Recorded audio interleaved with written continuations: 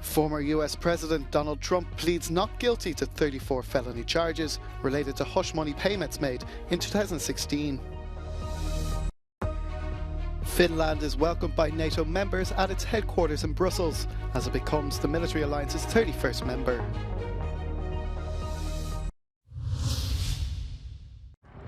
Former US President Donald Trump arriving at a Manhattan courthouse on Tuesday under tight security. Once in court, he pleaded not guilty to 34 felony charges stemming from a hush money payment made during the 2016 presidential campaign. Never before in the history of the United States has a former president faced criminal charges. Driving to the courthouse from his apartment in Trump Tower, the 2024 presidential candidate narrated the events on social media, calling the experience surreal. The hearing itself lasted just a few minutes. The charges relate to a payment to adult film star Stormy Daniels. Prosecutors say the payoff was part of conspiracy to undermine the integrity of the 2016 election. Trump then left the building, heading for his Mar-a-Lago home in Florida, where he is scheduled to speak to supporters later on Tuesday. In New York, security was on high alert for fears of rioters outside the court. Pro- and anti-Trump groups exchanged insults in front of a heavy police presence. Trump claims to be a victim of a witch hunt orchestrated by the Democrats. Beyond this case, the former president is subject of several other investigations, in particular on his role to the Capitol riot on January 6, 2021, his handling of presidential files and allegations he pressured election officials in Georgia to falsify the vote. This is an historic day.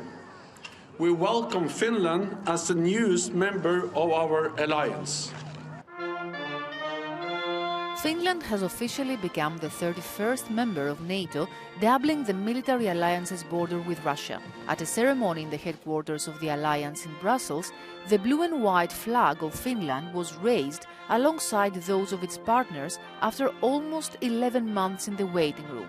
What happens from today on is that Finland will be covered by NATO's ironclad security guarantees, our Article 5, that says that an attack on one ally will be regarded as an attack on all, one for all for one.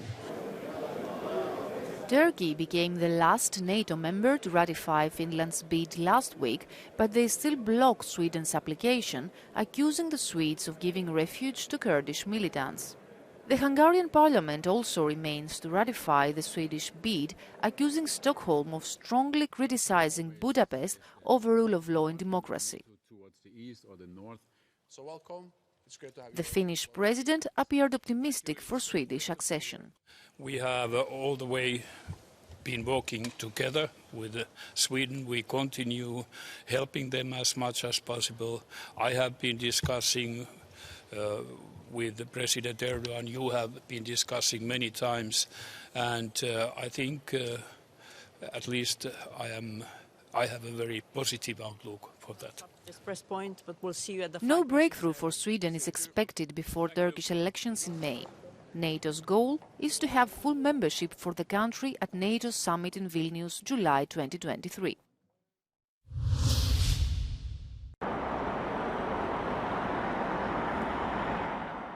Russia has warned it might be forced to take retaliatory measures to address what it called security threats created by Finland's membership of NATO. The statement from the Foreign Ministry came after Kremlin spokesperson Dmitry Peskov said Russia's response would match any build-up on its borders.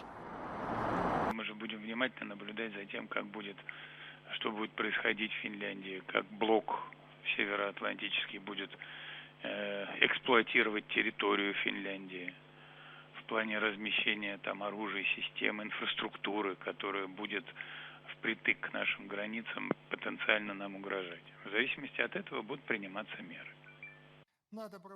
Russian Defense Minister Sergei Shoigu said that Finland's accession to NATO increased the risk of conflict, but would not distract Moscow from its action in Ukraine. В ближайшее время членом Альянса станет Финляндия. Разумеется, все это создает риски существенного расширения конфликта, но на исход специальной операции не повлияет. Shoigu also said that Russia had transferred Iskander rocket systems to Belarus. They can be used to carry conventional or nuclear missiles. And a storage facility for tactical nuclear weapons in Belarus is set to be completed by July.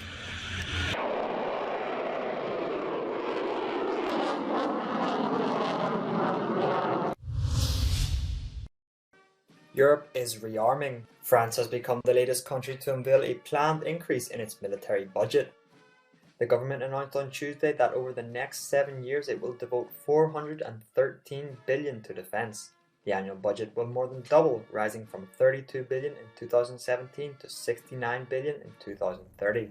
Nuclear deterrence will be one of the key aspects of this budget, with the construction of a new generation nuclear-powered aircraft carrier. President Emmanuel Macron's government also wants to invest in cyber, space and submarine defense. De toute façon, c'est l'agression russe en Ukraine qui provoque un besoin de sécurité de la plupart des partenaires de l'Europe continentale. Bon, la neutralité, ça doit aussi faire réfléchir et les commentateurs et les autorités russes pour que des pays qui ont toujours choisi une prudente neutralité depuis tant de décennies décident de rompre avec cette neutralité, c'est bel et bien qu'il y a une peur. Like France, the rest of Europe is in the midst of an arms race. Poland announced at the beginning of this year that it will devote 4% of its GDP to defense. This unprecedented expenditure will include massive purchases of fighter planes and tanks from the United States and South Korea.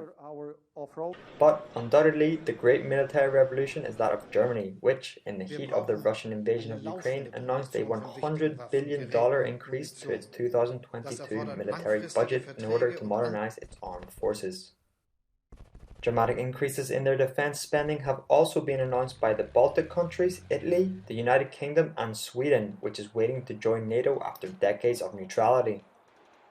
And the trend is not only European but worldwide, with countries including Australia, South Korea and Japan rearming at a rapid pace, in a climate of military tension and nervousness reminiscent of the Cold War.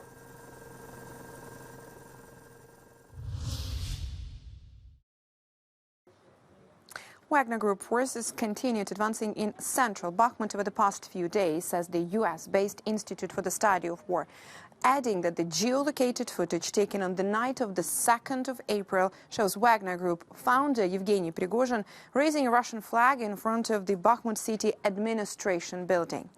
Several male bloggers additionally circulated an image of a Wagner fighter standing in front of an office door in the Bakhmut city administration building itself. Russian male bloggers claimed that on the 2nd and the 3rd of April, Wagner forces continued to consolidate control of streets and urban areas near central Bakhmut, and that heavy fighting continued southwest of Bakhmut near the Ivanivsky sector of the highway. The Ukrainian General Staff reported that Ukrainian forces continued to repel Russian attacks on Bakhmut itself, northwest of Bakhmut near Orikhovo-Vasilievka and southwest of Bakhmut near Ivanivsky and Pretechina. Ukrainian military officials supported the Institute for the Study of War assessment that Russian airborne forces are increasingly supporting Wagner operations in Bakhmut. Meanwhile, the UK Defense Ministry says Russia is likely seeking to sponsor and develop alternative private military companies to eventually replace the Wagner Group in its significant combat role in Ukraine. This takes place in the context of a high-profile feud between the Russian Ministry of Defense and Wagner Group. Russia's military leadership likely wants a replacement that it has more control over. Russia likely sees continued utility for the private military companies in Ukraine because they're less constrained by the limited pay levels and inefficiency, which hamper the effectiveness of the regular army.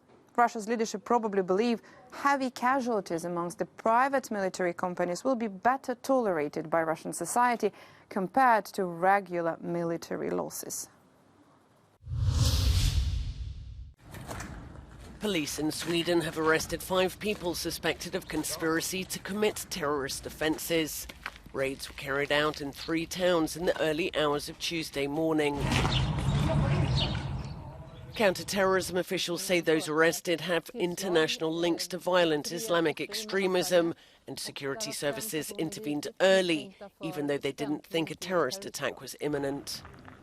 In January, a far-right activist burned a copy of the Quran in front of the Turkish embassy in Stockholm, sparking protests across the Muslim world.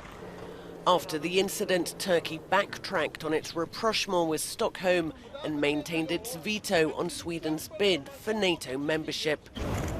Security services noted that international reactions to the events outside the embassy in January have been extensive and said the assessment is that the security situation has deteriorated. Anger and tears ahead of Credit Suisse's last shareholder meeting as an independent entity. Protesters vented their rage at the company's management after the implosion of one of Switzerland's historic financial institutions, leaving it on the verge of bankruptcy and taken over by rival UBS. I lost 10,000 Swiss francs. It's not so much, but it's not good. It can be a lot. It's many money for my family. The mood inside the building was also highly emotional as the bank's chairman apologized to shareholders. Wir wollten das Steuer mit aller Kraft zum Guten wenden. Dass die Zeit dafür nicht da war und dass nach dieser fatalen Woche im März unsere Pläne durchkreuzt wurden, das schmerzt mich und tut mir aufrichtig leid. Little consolation for those who've seen the value of their shares evaporate. Scandals, bad decisions and dubious risk management have not only ruined the bank's reputation, its shares have lost more than 90% of their value in the last 5 years.